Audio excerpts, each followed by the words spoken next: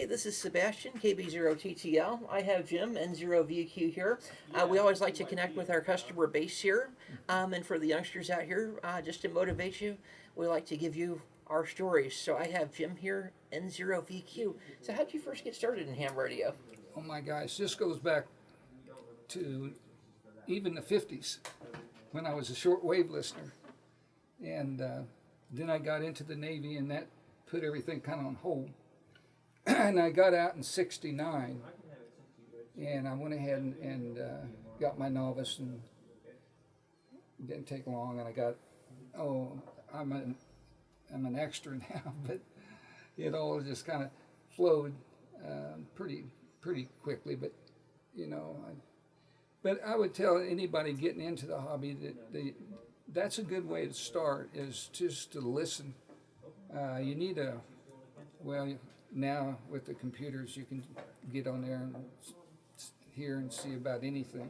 But back in the day when I got it, I had an old Holocrafter receiver, and those have been around forever. And I used to listen to the different ones. Even before that, the old time radios, nice cabinets on them. We had a couple of those even, and I enjoyed listening to those. Back then, you could get the police department and things like that on there. Oh, yeah. Way back, but I don't know that you can anymore. But anyway, so I got my General, and I got up to about 18 words a minute on the code. The code was kind of a hang-up unless you could just dedicate yourself to it. And I was in college, and I didn't really have the time for it, but I got up to 18 words a minute. You needed 20. And For the extra, you needed 20? Yeah, yes. And so messed around with that and then they came out several years ago where there wasn't a requirement for the code. So if anybody was wanting to get into ham radio, you couldn't ask for a better time. I mean, there's no requirement on that code and all. And that was kind of a hang-up. If you just have to give it some time, and mess with it. But at any rate, this DMR and all of this is a new facet for me. I probably wouldn't have gotten into it, but my son, he's got his ticket now. In fact, this is going to be hard to believe. He went down to take his test, and he took the first test, and he passed it, and they said, would you like to so he took them all and passed them all in the same day. Oh, wow. To extra. So had he purposely studied all the way through the extra, or he just studied for the one? Or I think he may have. Studied. He kept it kind of a secret from me. I didn't even know he was interested in it.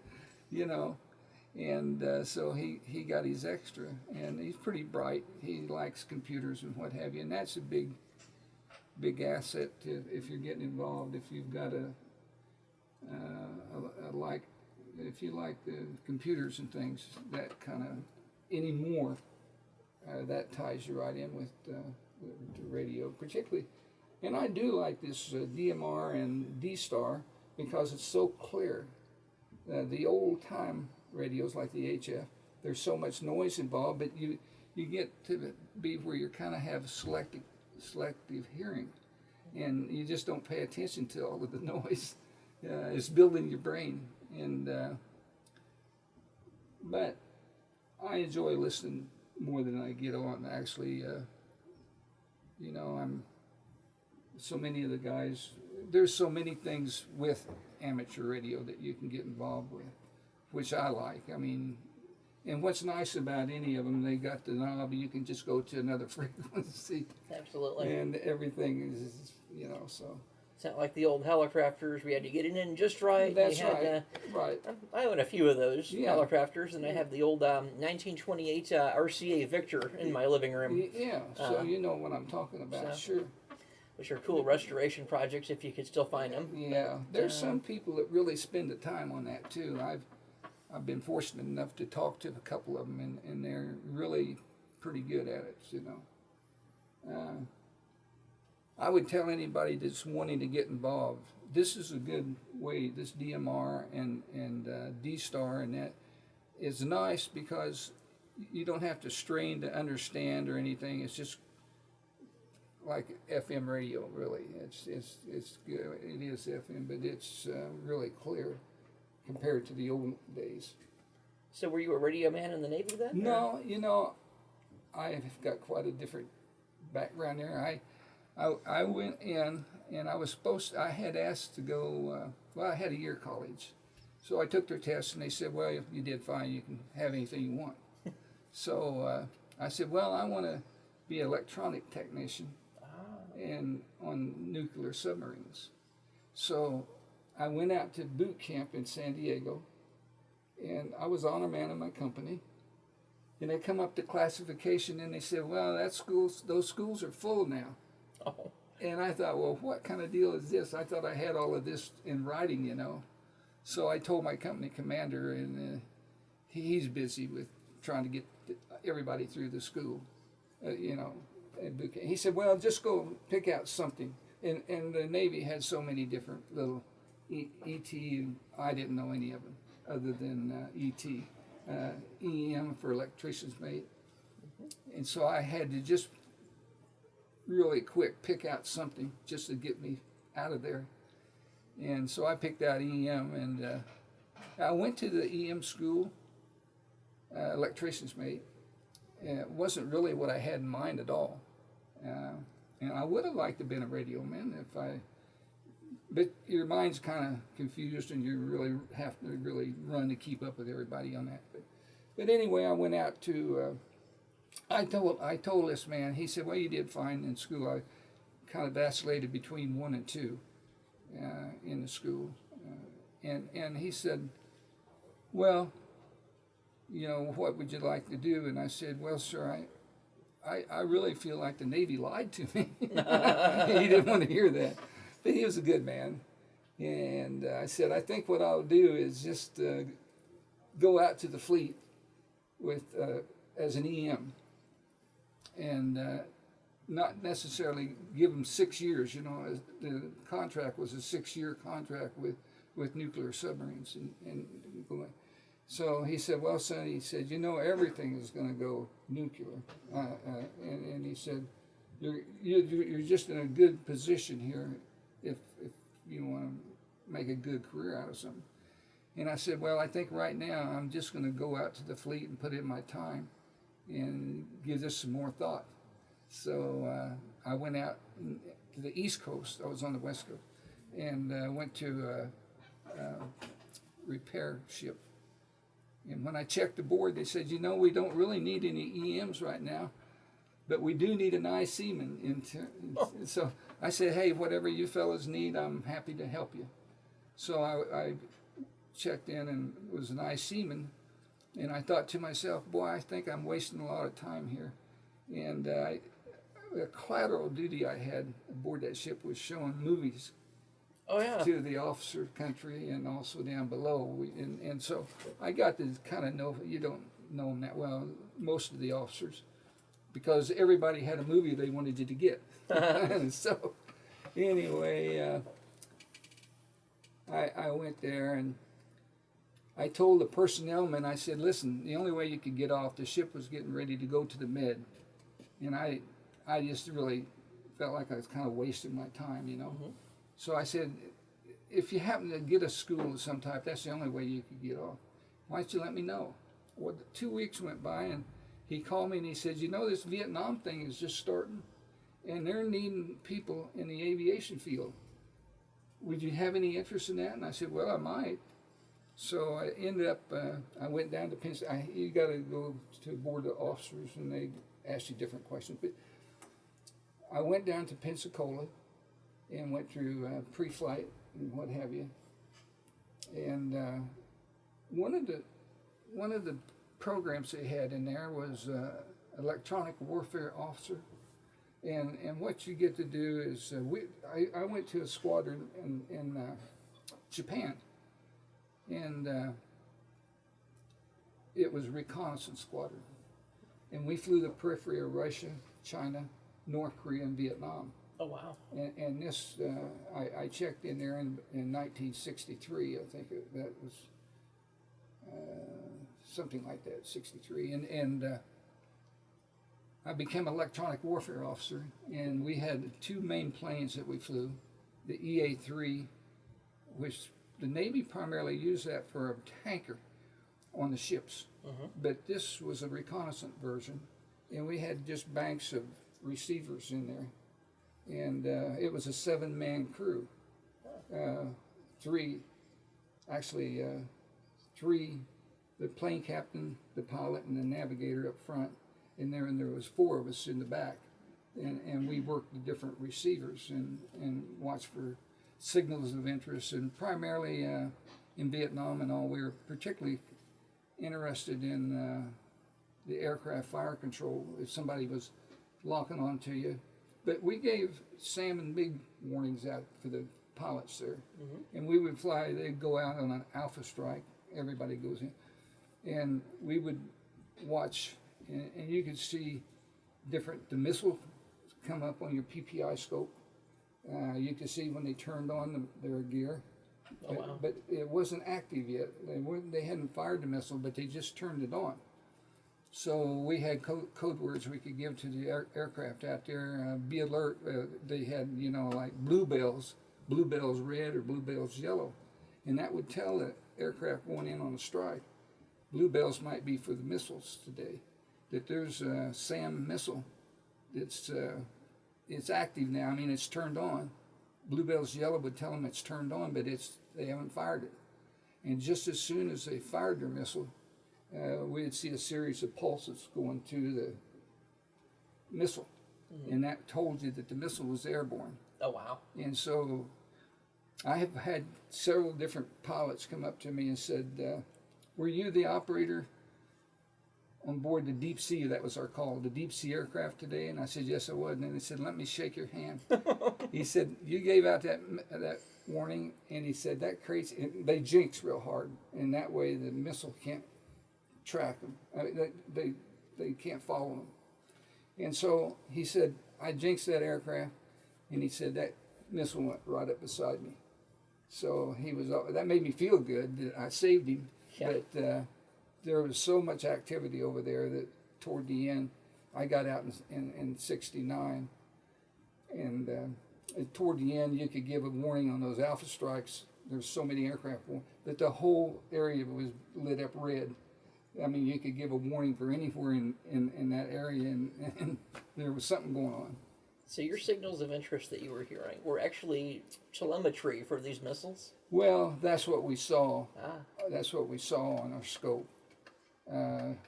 It's like X-band or K-band in that frequency range, and I tell you what, most of the operators there were Russian, and they were good. There weren't any slouches. They knew we'd go up there at 2 o'clock in the morning, and they would know what we were doing because we flew similar patterns all the time, and we were up there by ourselves initially. And they would try to slip down an interceptor to get us. Oh. And so you have one of your other individuals watching those frequencies for the interceptor. And there's several things that happen, and it tells you, you know what's happening. They're going to try to intercept you. And I told the pilot, we're being intercepted right now. And he would change headings and go. The little MiG aircrafts didn't have much endurance, so they couldn't follow too long before they were getting low state on their gas. So they would have to turn and go back to their airport that they came out of. And quite often we could wait a while and then head back up north, and they may or may not come out to intercept you. But we were pretty fortunate. We lost 40 men in that group. Oh, wow. And not just for that. The North Koreans shot down one of our aircraft. If you've been intercepted by a North Korean aircraft on those flights, if you could see contrails or any indication that you were being intercepted, the rule was that you had to abort your mission and not fly it anymore today because they were trying to get you, And so, but That's the way it goes. But then I came back out of the Navy and gotten back to school and wanted to get involved in amateur radio. And so I did, and I got my general ticket pretty quickly, but I progressed up the steps. A lot of people are smart enough, like my son, he just did it all at one time, but I didn't. It took me a couple of years to get my extra. Oh, wow. Because I wasn't focused on it, you know. but I don't know if that answers. But it's a great hobby. Anybody wanting to really have a decent hobby, that's a good one. And you'll meet a lot of good people, you know, doctors, lawyers, everybody in that category is an amateur somewhere along the way. Well, I found a lot of like-minded individuals in the hobby here so far. Yeah. I'm about to go for my general class license, so You know, I'd say that W5YI has some, you know, it's just a matter of memorizing. They've got it broken down anymore so you can go through the different ones, and if you just study a little bit, probably you'll pass it. And if you have any background in it at all. And you'll never be sorry. It's a good wintertime activity.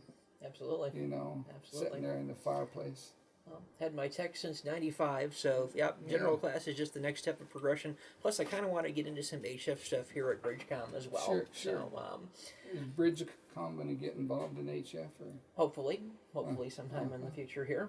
I have a few little side projects that I'm working on that I can't really mention here. No, that's fine. Now, you said that you actually preferred HF to some of the VHF operations. Yeah, I really do because, you know, I'm 75 now, and a lot of the operators are older, and particularly the older ones are involved in the HF, if that makes sense, because you know, they're somebody in their family or they've had interest in it prior to all of the digital modes. But I'm impressed with the digital modes. I like it to listen to it. But actually, I like the HF too because they get involved in talking more than some of these digital modes. These are kind of short, little, you know, they don't talk too long and it's over with. But some of the nets on the HF, you know, they might last an hour, maybe 2 hours, and so you might want to tune off and go somewhere else for a while. But they're interesting. There's a lot of smart operators there, and if you want to learn something, that's the way to do it, is to just get involved and listen to them. And they're always pretty courteous. There's a few operators that aren't, but for the most part, they're a pretty courteous group. And that's one reason I like it, you know. So you got your initial license, you were telling me, in 1970? Yes, 1970. I got out of the Navy in '69 and going back to school, and then I kind of studied for it and I got involved in 1970 and different times I updated. Well, I know what they'll want to hear. You had a rather interesting story about your call sign. Yeah, This is what they're going to want to hear. No, I'm sorry, but it's N0VQ, and my short-term memory has been leaving me. So the N stands, and I have that on my hat. N0VQ. N is Navy, 0 is the Missouri call area. Mm-hmm. And VQ is my Navy squadron of VQ1.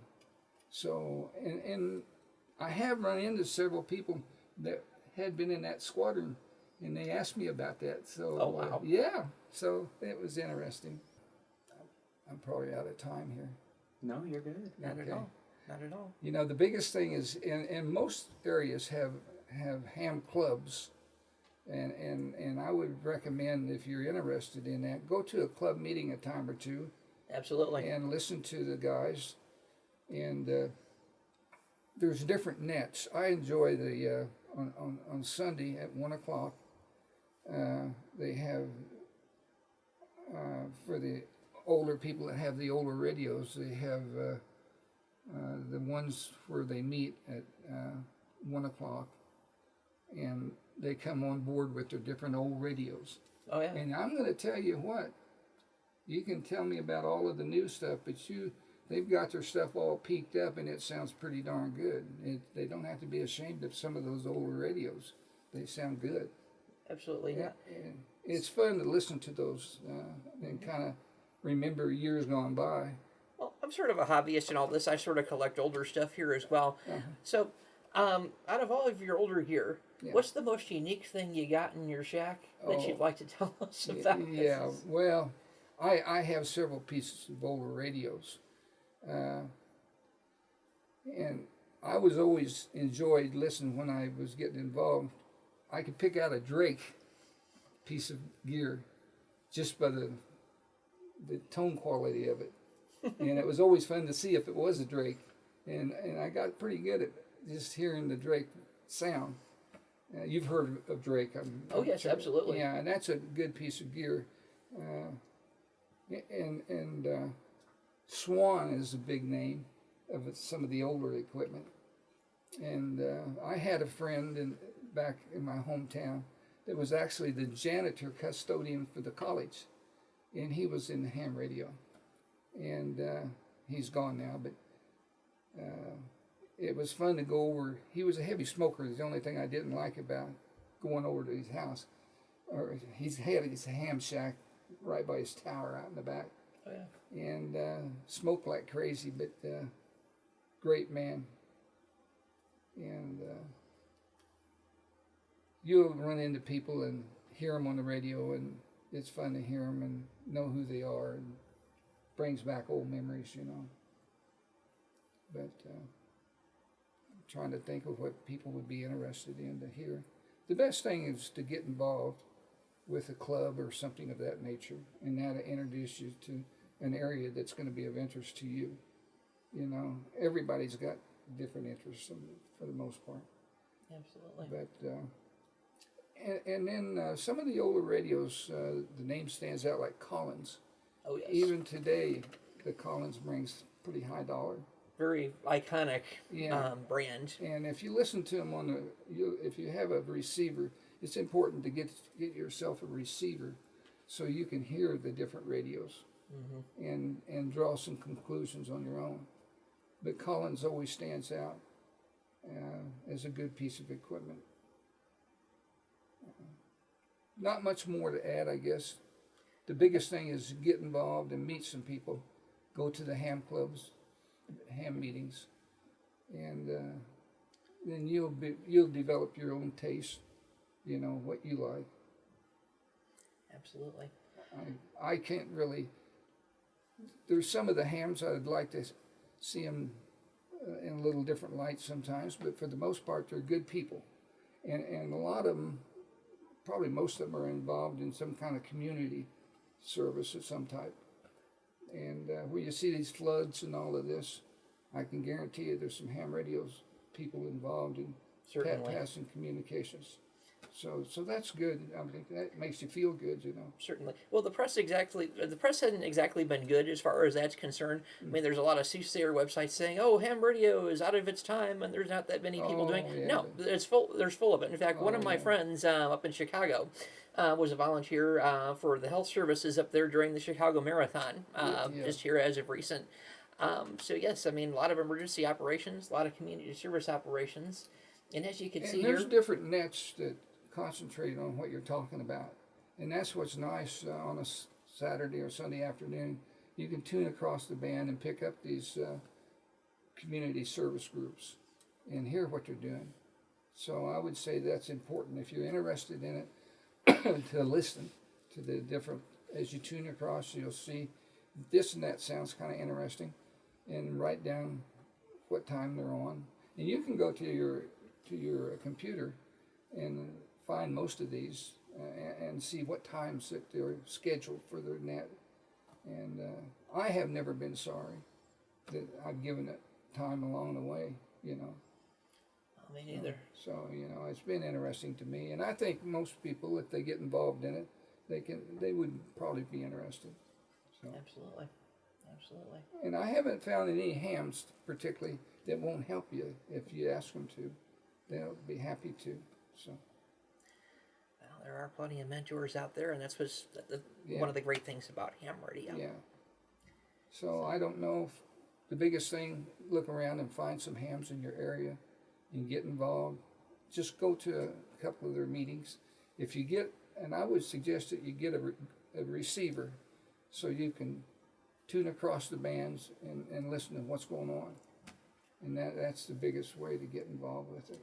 Still remember my old DX200 communications receiver that my parents bought for me back when I was in elementary school. And that was, What was it called? a realistic DX200. Oh yeah, there's a lot of realistic sold. Old Radio Shack one, but it really got me a feel for what some of the HF bands, were like. Yeah. And then an uncle of mine was very much into the VHF, showed me some of his gear, and shortly thereafter, when I was a sophomore in high school, I got into ham radio back in 1995, so the summer of. So. Well, and if you're going to get involved in the military, if you do have some interest in it while you're young, I'm sure that'll propel you ahead into some area in the military.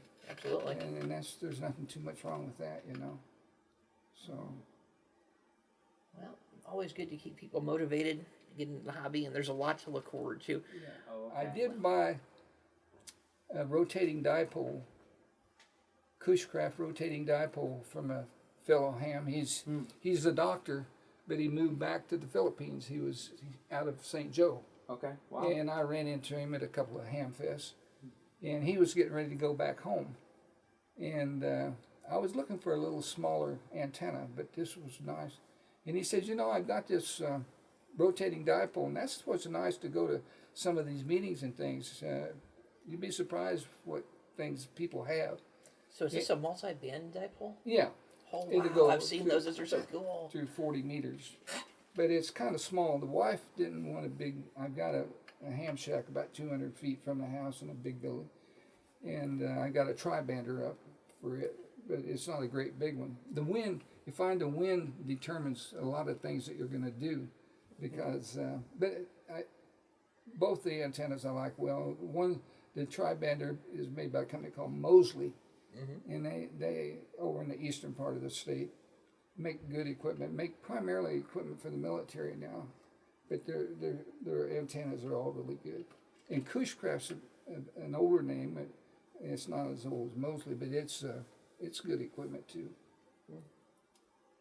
The rotating dipole, instead of having the beam, you talk off the sides. It favors signals off the sides, and it's not quite as big. And if you're married, that's always something that kind of comes up. The wife doesn't necessarily want that very close to the house. See, my wife just kind of doesn't care about that kind of thing. Says, "Oh, you do it. You put up your antennas. You take them down. You maintain them." That's that nice that she's got that attitude. But I can't get her to get a license or anything, so I guess that would just be pushing it maybe a little too far. But if she goes to some of the ham fests, she'll run into some of the ladies that are, and if she just listens, there's a YL net for women. And it's kind of fun to listen to them, and they have their stories. And I tell you what, we had one that ran a net out of close to Hutchinson, Kansas when I was there. And she ran this net. And I would tell you that every operator in several state radios knew her. Ione was her name. She passed away. But she had such a personality. The guys kind of waited in line to talk to her. Oh. She was a good girl, a good lady, and I really liked her. We need as mentors in this hobby, and it sounds like she was definitely. Oh, she was definitely fit the bill. I installed a radio in her car once for her, and they found her passed away by her flower bed. Oh wow! Out there by her house, and great person, always nice, always had a smile. But time runs out. If you're going to do it, you need to do it. Well, one of my nearest neighbors back when I was growing up as a teenager just kind of lived catty corner to us. He had a big tower. Yeah. So it was W0LEA, and he had passed away. That was a good 20-some years ago. Yeah. But I remember I was one of the guys that went over there and helped the widow kind of clear up some of the ham gear, you know, get it auctioned off, things of that nature. And that was interesting. There was a few others. QRZ is a good place. Excuse me, but you made me think. People looking for some equipment. They sell ham equipment on QRZ. So if you go to your computer and type in QRZ, you'll find this, and they'll have lists of equipment people are trying to sell.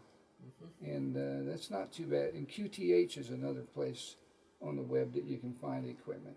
It's amazing a lot of the equipment that a lot of these silent hearers, Oh yeah.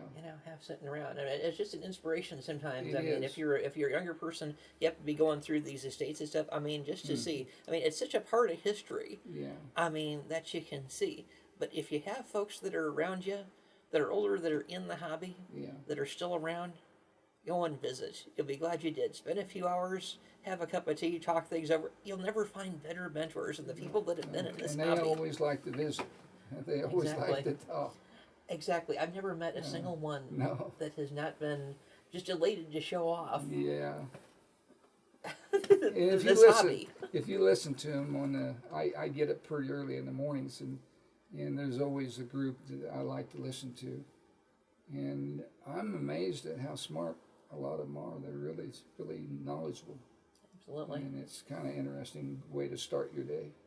Absolutely. I told them before they have a certain frequency. It's not really a net, but it's the same guys that show up there and visit. And I said, I checked in with him. I told him, I checked in here this morning because I always help my IQ out just a little bit by listening to you guys.